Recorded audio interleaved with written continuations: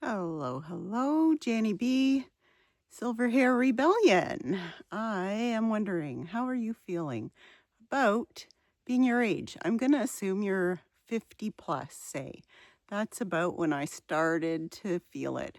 I was 47 when my husband and I separated, and I got a job at a grocery store, and I was feeling then, holy, like if I'm going to do anything different, maybe settle down with somebody again, forward my career, do whatever, I better hurry up because I'm going to be 50 soon. And who knows what happens after 50. I figured that it wasn't good as far as, you're not getting younger. And my sister actually had said to me, I don't think it's such a bad thing what you've done. I think, though, that you're not using it in the right way because I hadn't stepped out into a better job. I guess is the biggest thing. I honestly don't remember me. I would have gone to school. Honestly, at 47, I was still young enough to have gone to school, and that was my lifelong dream that never happened. When I was young, I didn't think I could do it. And then when I was a little older, I had the kids, didn't think I could do it again with the kids. It wasn't the time of the internet yet. That's how old I am. And I didn't think that I could manage the classes. The school's an hour from here. And I didn't realize that you could take part days and, a couple courses at a time, that things had changed that way. And that's really unfortunate. So what I did was turned 50, progressed to 52. I was doing pretty good. The job was is it called a glass ceiling job? Like there's nowhere to go. There's a few positions you could do. They don't pay more. I filled them all, did well, was happy to at least be able to do that, but the pay was never enough. So there's always that stress of moving backwards and that kind of thing. But I, at 52, felt like I was doing pretty good, but I was always aware that I was getting older, but still, I was doing the Rage Against the Dying of the Light thing. I was still coloring my hair, working out a lot, which I had always done.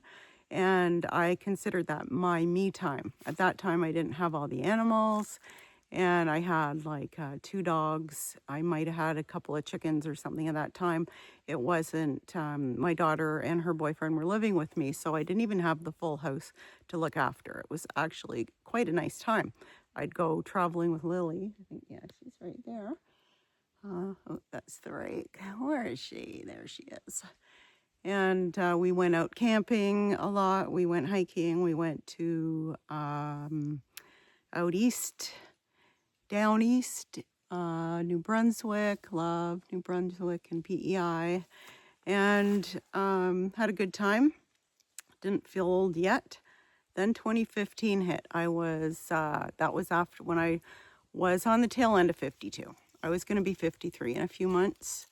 Sorry about all the wobble in here. I haven't quite figured out these things yet. And met a bad person and got into a really, really horrific relationship. And it destroyed me, just destroyed everything, absolutely everything. I did manage to keep my job. That's about the only thing I kept. And recovered from that. Then I get into another one. And I didn't realize at that time, I thought it was me. That's part of the problem. Once it hits you the first time, you don't believe in yourself or you don't trust your own judgment anymore. And anyway, managed to get out of that, but I was never quite the same. The job was always toxic.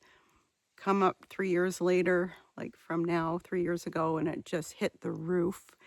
This spring, about 6 months ago, it just was so bad I couldn't, like absolutely nobody said, go back there. You need to work, go back there. They were all my own kids.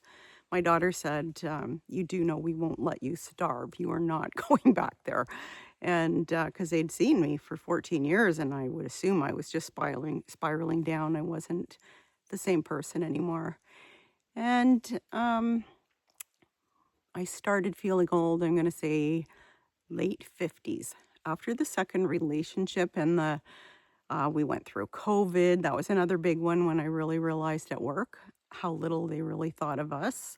It was retail, and honestly, there was like a zero give a crap about us. And at that time, we didn't know like if you could die from just being, the whole big deal they were making.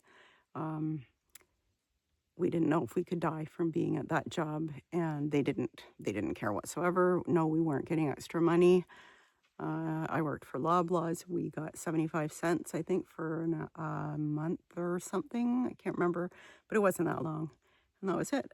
Um, anyway, that kind of knocked the sales out of me for my job. And then the front end just started getting more toxic.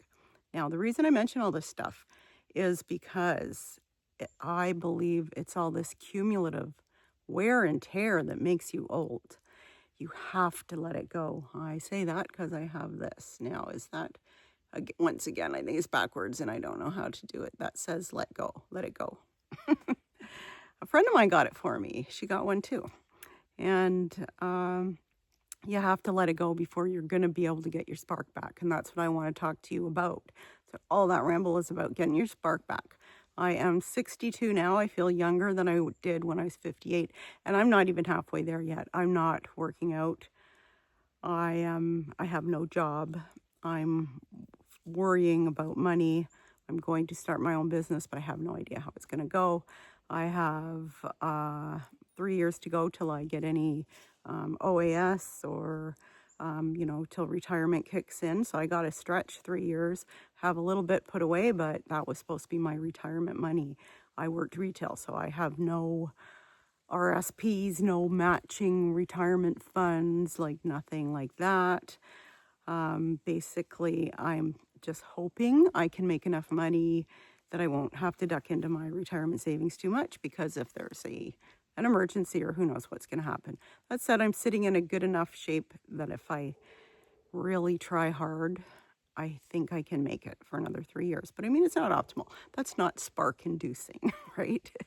And I'm on anti-anxiety meds right now, which I actually really like, but they're making me more tired. I go to bed really early, wake up late, and through the day sometimes lose a little bit of energy. So I'm not as focused as usual. So we're right where I really need to be giving 150, I'm not.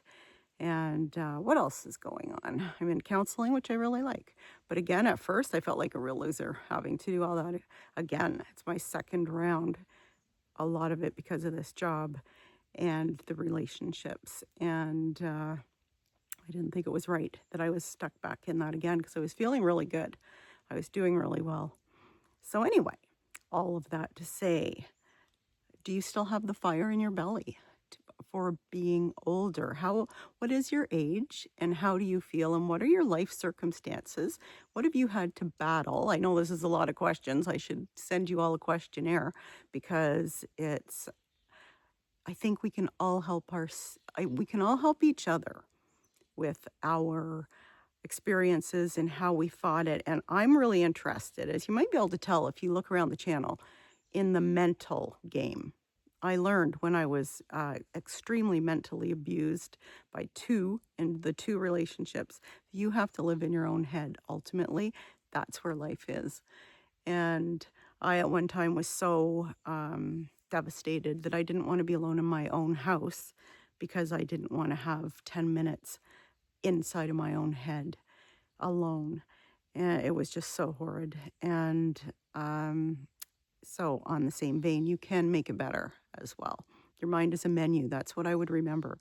Do I want to spend my life, the precious moments I have left, do I want to spend it thinking negatively or ruminating on some other crappy person that doesn't deserve a minute in my head, and rather look at my own life and how I can solve problems and make it better one day at a time, exponentially, one little baby step at a time. And that's how it gets better. If you are struggling, that's how you're going to dig yourself out. I used to do 3 big steps forward every day, and it really helped me. I had a notebook, that's what I called it, and I would write down the 3 top priorities I wanted to do.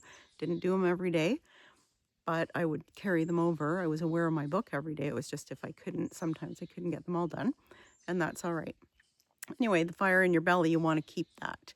You want to be a silver hair rebel, I tell you, because why not? Why not?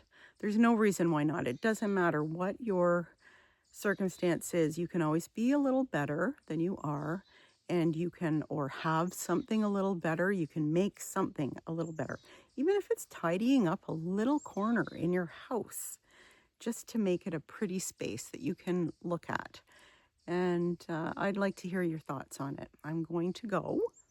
The dog, yeah, there, Lily. She's my best friend.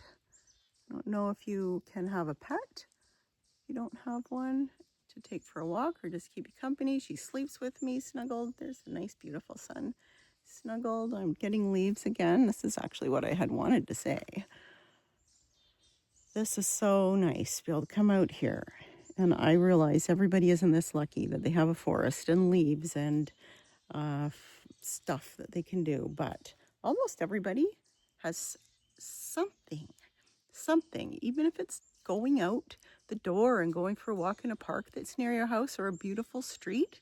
I used to live in a city, and I would walk the sidewalks and just look at the beautiful houses, and I loved it. Had a great time. So I would love to hear about it. Don't lose your fire. Rage against the dying of the light. And have a great day.